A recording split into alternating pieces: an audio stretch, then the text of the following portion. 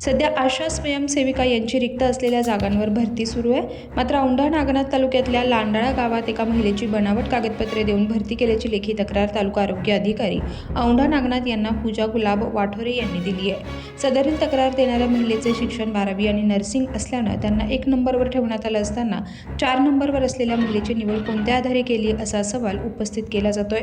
Republican युवा सेनेचे जिल्हा कार्याध्यक्ष भीमानंद काळे यांनी त्या जवळा बाजार येथील निवड करणाऱ्या डॉक्टरवर कारवाई करण्याची मागणी केली आहे.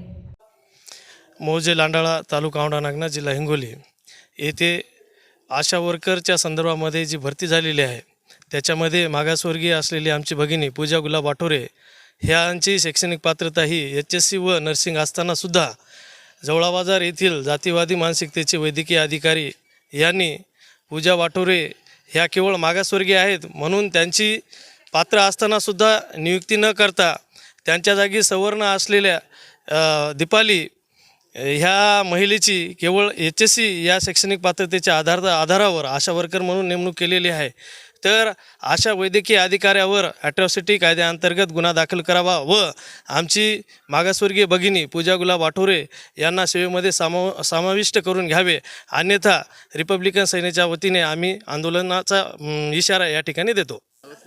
त्याचबरोबर नर्सिंगचे अनुभवाचे प्रमाणपत्र तथा सदरील भरती केलेल्या महिलेच्या शाळेचा TC ही कागदपत्रे पडताळून पाहिल्यास वयाची तफावत आढळून येत असल्यानं आता या महिलेला न्याय कोण देणार असा सवाल आता उपस्थित होतोय. त्या महिलेचं 4 नंबरला नाव असताना फॉर्म भरताना 4 नंबरला नाव होतं आणि माझं 1 नंबरला नाव होतं.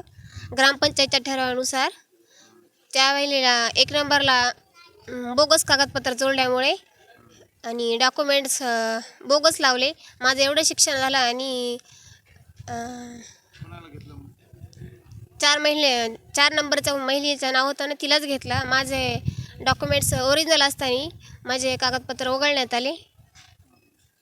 मला आता शासनाने न्याय द्यावा अशी माझी विनंती.